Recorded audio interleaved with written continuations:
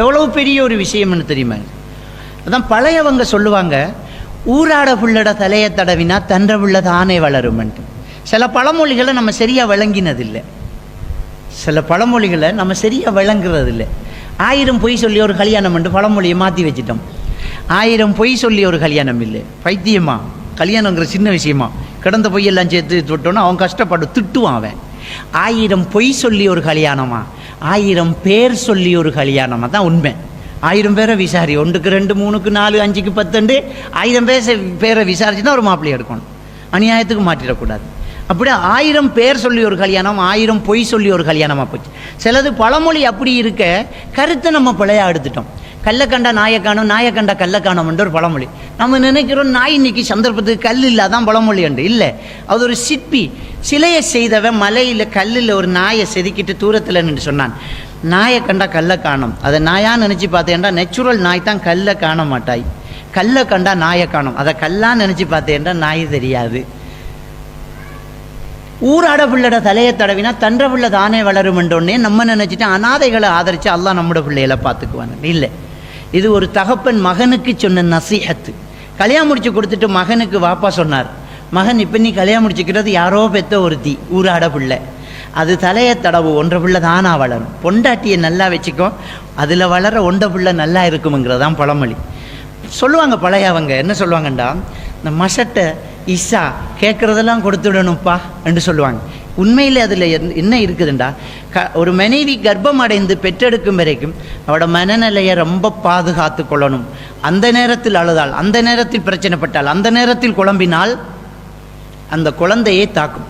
இது நான் யூனிவர்சிட்டியில் டெவலப்மெண்ட் சைக்காலஜி படிக்கும்போது எனக்குள்ள மனசுக்குள்ளே இருந்துச்சு, இதெல்லாம் ஒரு தியரி, இதெல்லாம் ஒரு படிப்பு இருக்குமா என்று இருந்துச்சு. ஆனால் நான் கவுன்சிலர் ஆனதுக்கு பின்னால் என்னட்டு இப்போ 2-3 வருஷத்துக்கு முன்னால் ஒரு கேஸ் வந்துச்சு. ஒரு எடியூகேட்டான ஒரு ஃபேமிலி, வாப்பா ஒரு அரச உத்தியோகத்தர், உம்மா வீட்டில் தான் இருக்கிற, ஆனால் நல்லா படித்த ஃபேமிலி, இருக்கக்கூடிய ஏரியாவும் கிழக்கு மாநிலத்தில் நல்ல ஒரு எல்லாம் படித்தவங்க இருக்கக்கூடிய ஒரு சூழல். அப்போ அந்த பிள்ளை என்ற மகன் படிக்கிற அதே ஸ்கூலில் ஆண்டு நாள் படிச்சுக்கிட்டு இருக்குது.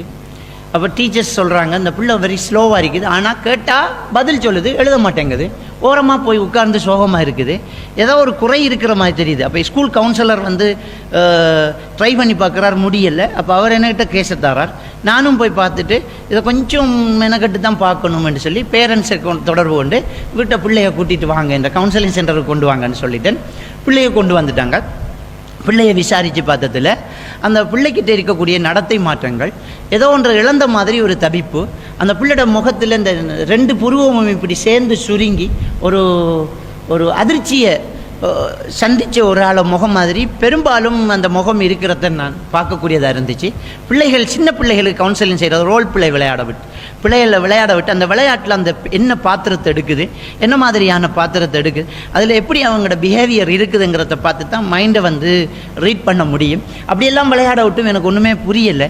அப்போ அந்த தாயிடத்தில் அந்த பிள்ளைகளை விளையாட விட்டு பேசிட்டு இருக்கும்போது அந்த பிள்ளையில் உள்ள மாற்றங்கள் என்ன செய்யுது அப்படின்னு கேட்டேன். அவள் சில அதிர்ச்சியான விஷயத்தை தந்தா கொண்டு அவள் சொன்னால், இந்த பிள்ளை என்ன செய்தாண்டா, திடீரெண்டு ஒரு 2 வாரத்தில் ஒரு மாதத்தில் திடீரெண்டு எழும்பி உம்மாட கழுத்தை கட்டி பிடிச்சிட்டு வாப்பா உம்மா கடிக்காரன்ட்டு பிள்ளை கத்துது. பாப்பா உம்மா கடிக்காரன், இல்லை மகள், இல்லை மகள், இன்னும் பாப்பா படுக்கிற இங்கே பாருங்க அப்படின்றோன்னா வாப்பா எழும்பி, என்ன மகள், நான் நீங்கள் சண்டை பிடிக்கிறதா அடிக்கடி என்று கேட்டேன். இப்படி கேட்பீங்க என்று எனக்கு பயமாக இருக்கு மௌலவி, நாங்கள் சரித்திரத்தை சண்டை பிடிச்சதே கிடையாது, எங்களுக்குள்ள எந்த பிரச்சனையும் கிடையாது மௌலவி. அப்போ நாங்கள் பக்கத்து வீட்டில் புருஷன் பொண்டாட்டி சண்டை பிடிச்சிருக்கிறாங்களான்னு. இல்லே மௌலவி, அந்த ஏரியாவே அப்படியெல்லாம் கிடையாது. அப்படி வீட்டில் நாடகம் டிவி படம் பார்ப்பீங்களா? எங்கள் வீட்டில் டிவியே இல்லை மௌலவி, நாங்கள் அதை வச்சா புள்ள வளர்க்கலாண்டு வைக்கல மௌலவி. எனக்கு பெரிய ஆச்சரியமாக இருக்குது. அந்த பிள்ளை ஜாமத்தில் எழும்பி கழுத்தை கட்டி பிடிச்சிட்டு உம்மா உம்மா கடிக்கிறான்ட்டு அந்த பிள்ளை சொல்லுது. 2வது இவன் இன்னொரு விஷயத்தை சொல்கிறான். அந்த பிள்ளை மௌலவி ஒரு விளையாட்டை விரும்பி விளையாடுது மௌலவி, அழுகுறாவ. என்ன விளையாட்டு? நான் ஒரு நாள் வீட்டை மூத்த மகள் இருக்கிறா, அவள் கிளாஸ் போகிறா, இருந்துக்கோ மகள் பக்கத்து கடைக்கு போயிட்டு வரான்ட்டு போகிறேன். நான் போகிறேன், எனக்கு ஒரு பிள்ளை பின்னால் நிற்கிற மாதிரி ஒரு ஃபீலிங். டக்குன்னு திரும்பி என்னை எட்டி பார்த்துட்டு உள்ளுக்கு போகிறான். எனக்கு டவுட்டு வந்துட்டு, அப்போ பக்கத்து வீட்டால் அவங்களோட டாய்லெட் உயரமாக இருந்துச்சு. அதுக்கு மேலே ஏறி நின்று மதிலால் எட்டி பார்த்துட்டீங்க என்ன செய்கிறான். போட்டுட்டு இருந்த சட்டையை கழட்டிட்டு கழித்து போட முடியாமல் ஒதுக்கின ஒரு பழைய சட்டையை போட்டுட்டு புள்ள வந்து அங்கே முன்னுக்கு இருக்கிற அந்த பூக்காண்டு பூச்சாட்டி அங்கே நாட்டி இருக்கிற அந்த விளக்கு, அந்த கார்டன் விளக்கு அதுக்கிட்ட எல்லாம் வந்து பிச்சை கேட்குது அந்த புள்ள.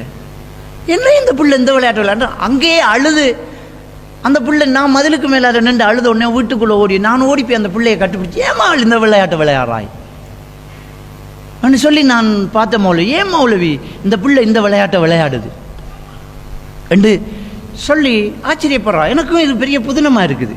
அதுக்கு பிறகும் நான் பார்க்குறேன் அந்த பிள்ளைக்கிட்ட ஏதாவது பிடிக்கலாமான்னு ஒன்றுமே முடியலை. அப்போ அந்த மூத்த பிள்ளை டியூஷன் போகிறேன், அது எத்தனை படிக்குது, அது 7வது படிக்குது. இது ஒரு 4ஆம் ஆண்டு 9 வயசு, சாரி 4ஆம் ஆண்டு இல்லை 3ஆம் ஆண்டு, அப்போ ஒரு 8 வயசு. ஏன் இவ்வளோ கேட்பு ஏதாவது பாவிக்கிறீங்க? இல்லை மௌலவி ஏண்டா அப்போ தான் ஒரு உண்மையை சொல்கிறான். அந்த முதல் பிள்ளை பிறந்ததுக்கப்புறம் இவருக்கு ஒரு கேன்சர் கட்டி வந்து கர்ப்பப்பையை எடுத்துட்டாங்க. அப்போ இந்த பிள்ளை அங்கே தான் ஒரு அதிர்ச்சியான ஒரு விஷயம் இருக்குது. அந்த ஹாஸ்பிட்டலில் ஒரு ஹிந்து பொம்பளை, அவள் ஒரு பிச்சைக்காரி, பிள்ளையை பெற்று போட்டுட்டு டாய்லெட்டு போகிறதாக வெளியில் போய் ஓடிட்டான். 3 நாள் ஹாஸ்பிட்டல்லையே நர்ஸ் மாதிரி அந்த பிள்ளைக்கு பொட்டிப்பால் கொடுத்து வளர்த்து கோர்ட்டுக்கு பாரம் கொடுக்குறாங்க. கோர்ட்டுக்கு பாரம் கொடுத்த நேரம் இவட மாப்பிள்ளை ஒரு அரச உத்தியோகத்தருங்கிறதுனால அந்த தகவல் கிடச்சி பொண்டாட்டிகிட்ட சொல்கிறார், இப்படி ஒரு பொம்பளை பிள்ளை ஒன்று தான் யாரோ விட்டுட்டு போனாங்க, எடுப்போமான்னு 2 பேரும் மசோரா பண்ணி ஓகே சொல்லி அவருக்கு தெரிஞ்ச கோர்ட்டில் வேலைதாக்கள்கிட்ட சொல்லி ஜட்ஜிக்கிட்ட பேசி எழுத்து மூலமாக இவங்க பேரையே தாய் தகப்பனா போட்டு அந்த பிள்ளைய 4ஆவது நாள் கையில் எடுத்துட்டாங்க. அந்த பிள்ளைக்கு இது வரைக்கும் தெரியாது இது உம்மாவும் இல்லை வாப்பாவும் இல்லைன்னு. ஆனால் அந்த பிள்ளைகள்கிட்ட இருக்கிற நடத்தை மாற்றம் என்ன, பாப்பா உம்மாக்கு அடிக்கிறாங்கிற ஒரு அதிர்ச்சி, பிச்சை எடுக்கணுமெங்கிற ஒரு பழக்கம். எந்த அளவுக்கு கருவறையில் இருக்கும்போது அந்த குழந்தைகிட்ட தாக்கம் செலுத்திருக்குதுங்கிறது பெரிய ஒரு ஆச்சரியம் இருந்துச்சு. நான் படித்த விஷயத்தை நேரடியாக நானே பார்த்த நேரம் தான் எனக்கு ரொம்ப அதிர்ச்சியாக இருந்துச்சு. ஓ இப்படி ஒரு விஷயம் இருக்குதா, ஒரு தாயினுடைய மனநிலை கூட குழந்தையினுடைய தன்மையில் நடத்தையில் மாற்றத்தை கொண்டு வருமா என்கிற ஒரு விஷயம் ரொம்ப ஆச்சரியமாக இருந்துச்சு. அதான் நபிகள் நாயகம் ஸல்லல்லாஹு அலைஹி வஸல்லம் அவங்க சொன்னாங்க, குல்லு மௌலுதின் யூலது அலல் ஃபித்ரா, ஒவ்வொரு குழந்தையும் இயற்கையை உண்மையை ஏற்றுக்கொள்ளும் மனநிலையில் பிறக்கிறது. இன்னமா யுஹப்பிதானி அவ் யுனஸ்ஸிரானி வாலிதாஹு, ஒரு குழந்தையை யூதர்களாக கிறிஸ்தவராக நெருப்பு வணங்கியாக மாற்றுறது பெற்றோர்கள் தான். நபிகள் நாயகம் ஸல்லல்லாஹு அலைஹி வஸல்லம் சொல்கிறாங்க. ஏன் பெற்றோரை சொல்கிறாங்க? பெற்றோர்கள் முதல்ல சம்மந்தப்படுறாங்க, அதுலேயும் தாய் ரொம்ப சம்மந்தப்படுறான். அப்போ அந்த தாயினுடைய மனநல ரொம்ப கவனமாக இருக்க வேண்டியது. ஒரு குழந்தைய வயிற்றில் சுமந்திருக்கக்கூடிய தாயினுடைய மனநல ரொம்ப கவனமாக இருக்க வேண்டியது. இந்தியாவை சேர்ந்த ஒரு ப்ரொஃபஸர் இஸ்ரேலில் பல ஆண்டுகள் ஒரு தொழில் நிமித்தம் போய் வந்தவர் ஒரு கட்டுரை எழுதுகிறார். இஸ்லாமிய நாகரிகம் இருக்குது, கிறிஸ்தவ நாகரிகம் இருக்குது, ஹிந்து நாகரிகம் இருக்குது. எங்கேயாவது யூத நாகரிகம் சிலபஸில் இருக்குதான்னு கேட்டால் கிடையாது. அவங்க கலாச்சாரத்தை சிலபஸை வெளியில் விடவே மாட்டாங்க. யூதர்களுடைய கலாச்சாரம் படிக்கிறதுக்கு கிடைக்காது. ஆனால் அவர் அங்கேயே இருந்ததுனால ஒரு உண்மையை சொல்கிறார். ஒரு பெண் கர்ப்பம் அடைந்தால் அவங்கக்கிட்ட இருக்கக்கூடிய சில உண்மைகள் என்ன தெரியுமா, அவங்களுக்கு ஒரு சிலபஸ் புக்கே தூக்கி கொடுத்துருவாங்க. குழந்தை கர்ப்பம் அடைந்து முதல் மாதத்தில் என்ன செய்ய வேண்டும், 2ஆம் மாதம் என்ன செய்ய வேண்டும் என்று. குழந்தையை பெற்றெடுத்து தாய்ப்பால் கொடுக்கும் வரைக்கும் சம்பளத்தோடு அரச விடுமுறை கொடுத்துக்கிறாங்க. அந்த தாய் செய்ய வேண்டிய கடமையில் ஒரு முக்கியமான கடமையை அந்த ப்ரொஃபஸர் சொல்கிறாரு. ஒவ்வொரு நாளும் கர்ப்பிணியாக இருக்கக்கூடிய தாய் கண்ணாடி முன்னாடி காலையில் போய் நின்றுக்கிட்டு இந்த உலகத்தை ஆளும் தலைவனை சுமந்திருக்கிறேன் என்று பல தடவை சொல்ல வேண்டுமா. எந்த அளவுக்கு உளவியல் ரீதியாக குழந்தை கருவிலே இருக்கும்போதே ஒரு தலைமைத்துவத்தை கொடுக்கணும். நீ தான் இந்த உலகத்தை ஆளப்போற, நீ தான் தலைவன், ஒன்றை ஜெயிக்க யாருக்கும் இயலாது என்கிற ஒரு எண்ணத்தை ஒரு தாய் மனதில் நினைத்து நினைத்து அந்த குழந்தையை வளர்க்க வேண்டும் என்கிறது யூதர்களுடைய ஒரு திட்டமிடல். இஸ்லாமிய மார்க்கம் அழகாக நமக்கு சொல்லி தந்திருக்கு. எவ்வளவு ஆணித்தரமான ஒரு உண்மையை நபிகள் நாயகம் ஸல்லல்லாஹு அலைஹி வஸல்லம் அவங்க சொல்லித்தராங்க. ஒரு மனிதனுடைய நாவினாலும் கையினாலும் அடுத்தவனுக்கு எந்த பிரச்சனையும் வரலாட்டி அவன்தான் முஸ்லீம் என்று ரசூலுல்லாஹி ஸல்லல்லாஹு அலைஹி வஸல்லம் சொல்றாங்க. அல் முஸ்லிம் மன் சலிம் அல் முஸ்லிமூன மின் லிசானி வ யதிஹி. தன்னுடைய நாவினாலும் கையினாலும் அடுத்தவனுக்கு எந்த பிரச்சனையும் வராட்டி தான் அவன் உண்மையான விசுவாசி, உண்மையான ஒரு முஸ்லீம். இப்படி ஒவ்வொரு தாயும் தகப்பனும் இருந்த ஒரு குழந்தை எந்த விதத்திலும் பிரச்சனைக்குரிய பிள்ளையாக இருக்காது. எந்த விதத்திலும் அந்த பிள்ளையினுடைய நடத்தையில் மாற்றம் ஏற்படாது. நாவினாலும் கையினாலும் அடுத்தவங்களுக்கு பிரச்சனை வராமல் இருந்தா அந்த குழந்தை எப்படி இருக்குன்னு சிந்திச்சு பாருங்க. இன்னைக்கு குழந்தைகளுடைய கருவளர்ச்சியில் ஏற்படக்கூடிய தாக்கத்துக்கு முக்கியமான ஒரு காரணம் புகைத்தல். இந்த புகைத்தலினால் இன்னைக்கு இலங்கையில் வருஷத்துக்கு 25,000 பேர் மரணிக்கிறாங்க. WHO ரிப்போர்ட்டின் படி உலகத்தில் 6 செகண்டுக்கு ஒரு ஆள் மவுத்தாகுது புகைத்தலினால். 6 செகண்டுக்கு ஒரு ஆள் மவுத்தாகுது. அப்ப இலங்கையின் புள்ளி விவரப்படி ஒரு நாளைக்கு 70 to 72 பேர் மரணிக்கிறாங்க. டாக்டர் கீத்மூர் சொல்றார். டாக்டர் கீத்மூர்ங்கிறவர் இந்த டாக்டர்மாரெல்லாம் தெரியாத ஒருத்தர் கிடையாது. The textbook of basic of cell biology என்ற புத்தகத்தை எழுதி பிரபலியம் அடைஞ்சவர். புகைத்தலால் இன்றைக்கு மரணிக்கக்கூடிய எண்ணிக்கையில் அதிகமானவர்கள் புகைக்காதவர்கள் என்று சொல்றார். ஏன்னா புகைக்கக்கூடியவர்களோடு பக்கத்தில் இருப்பவர்கள். ஒரு கணவன் புகைக்கும் போது பக்கத்தில் மனைவி இருக்கிறாள், அந்த மனைவியின் கர்ப்பத்தில் இருப்பது கூட பாதிக்கப்படுகிறது என்றால் எவ்வளவு பெரிய ஒரு ஆபத்தை நாம சந்திச்சுட்டு இருக்கிறோம். சாதாரண விஷயம் கிடையாது ஒரு குழந்தையை உருவாக்க என்பது.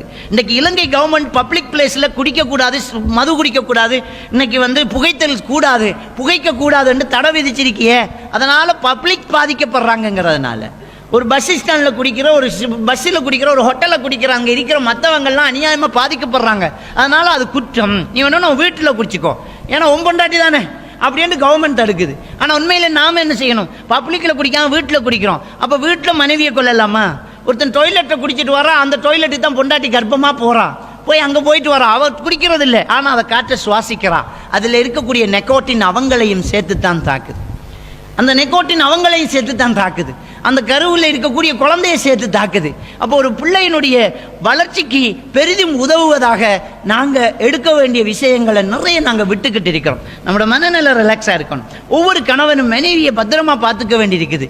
நம்ம மனநிலை சரியாக இருக்கணுமாக இருந்தால் நம்ம கர்ப்பமாக இருக்கிறோம்ங்கிற மனசில் நினைப்பை வச்சுக்கிட்டே இருக்கணும். பாருங்கள், பிள்ளைய வகுத்தில் சமத்துக்கிட்டு நாடகத்திலேயே மூழ்கிட்டு இருக்கிறோம், திரைப்படத்தை பார்த்துக்கிட்டே இருக்கிறோம், கூத்து கும்மாளத்தில் கழிஞ்சுக்கிட்டே இருக்கிறோம், அஜ்னபி மஹரமி உறவு பேணாமல் நம்ம குதூகலமாக சந்தோஷமா வாழ்ந்துகிட்டே இருக்கிறோம். நம்முடைய குழந்தைக்கு அதுல தாக்கம் இருக்குங்கிறது நமக்கு புரிய மாட்டேங்குது. ஏன் நம்ம திருக்குர்ஆனை ஓதினா என்ன, ஒரு ஹதீஸை கேட்டா என்ன, அமைதியா பேசினா என்ன, நல்ல நீதி கதைகளை படித்தால் என்ன, நம்முடைய குழந்தையோடு நாம பேசினா என்ன, சிந்திச்சு பாருங்க. இதெல்லாம் நாங்க செய்ய வேண்டியதுக்கு நேரடியா நம்முடைய மனநிலையோட ஒரு தாக்கம் இருக்குது. இது அனுபவ ரீதியாக நிறைய பேர் நிரூபிச்சுக்கிட்டு இருக்கிறாங்க. எனவே ஒவ்வொரு கர்ப்ப பெண்களும் ஒவ்வொரு கர்ப்பிணிகளும் ஒரு குழந்தையினுடைய வளர்ச்சியில் ரொம்ப பெரிய தாக்கம் செலுத்திக்கிட்டு இருக்கிறாங்க. கவனிக்க வேண்டிய விஷயங்கள் நிறைய இருக்குது. தேவையில்லாத ஸ்கேனிங் அது தப்பு. இன்னைக்கு டாக்டர் எல்லாருமே காசு சம்பாதிக்கிறதுல தான் ரொம்ப கவனிச்சுக்கிட்டு இருக்கிறாங்க. ஒரு டாக்டர் அவர் பொண்டாட்டி கர்ப்பம் அடைந்தால் 3 டைமில் தான் அவர் ஸ்கேன் பண்ணுவார். ஒன்று ஃபஸ்ட்டு அந்த 2 மாதத்துக்குள்ளே ஸ்கேன் பண்ணி குழந்தை பலோப்பியங்குழாயில் உண்டாயிருக்குதா கர்ப்பப்பையில் உண்டாயிருக்குதான்னு கன்ஃபார்ம் பண்ணிக்குவார். ஏன்னா பலோப்பியங்குழாயில் இருந்தால் அதை வெளியே எடுக்கணும். ரெண்டாவது, அந்த குழந்தையினுடைய வளர்ச்சி சரியா இருக்குதா, டேர்ன் ஆகுதான்னு பார்க்கறது. 3வது தேவையில்லை, செஞ்சா 3. இதை தவிர வேறது கிடையாது. ஆனால் இன்னைக்கு ஆம்பளையா பொம்பளையாண்டு பாருங்க, இந்த வாட்டி கொஞ்சம் ஸ்கேன் பண்ணி பிள்ளை எப்படி இருக்குன்னு காட்டுங்கண்டு ஸ்கேனிங் நீங்கள் பண்ணினா அவனுக்கு 1200 ரூபா அல்லது 1000 ரூபா 800 ரூபா, அதுக்கு வேறையா சார்ஜ். அப்போ நம்ம பற்றியெல்லாம் எந்த ஒரு பிரச்சனையும் கிடையாது. காசு சம்பாதிக்கிற கூட்டம் சம்பாதிச்சுட்டு இருக்குது. நம்ம தேவையில்லாத ஸ்கேனிங், மருந்து மாத்திரைகள். நான் கர்ப்பமாக இருக்கிறேன்னு சொல்லித்தான் காய்ச்சலுக்கு கூட மருந்து எடுக்க வேண்டியிருக்குது. சில மருந்துகள் ஒவ்வாமையாக இருக்கும், அது குழந்தைக்கு நல்லதில்லை. சாப்பிட்ற சாப்பாட்டை கூட பழையவங்கள்ட்ட கேட்டு சாப்பிட வேண்டியது. இது நல்லம்மா அம்மா, இதை சாப்பிடலாமா, இதை எடுக்கலாமா அம்மா, இதை சாப்பிடலாமா, நம்ம கேட்டு சாப்பிட வேண்டி இருக்குது. அதெல்லாம் நம்ம ரொம்ப கவனிக்க வேண்டியது.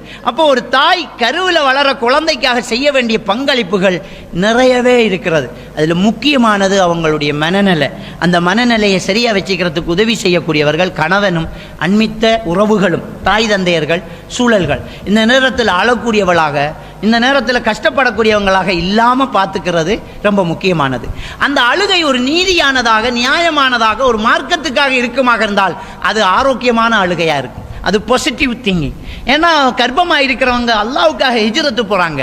அது அந்த குழந்தைக்கு ஒரு தியாக உணர்வை கொடுக்கும். அந்த அழுகை பிரச்சனை கிடையாது, அந்த அழுகை பிரச்சனை கிடையாது.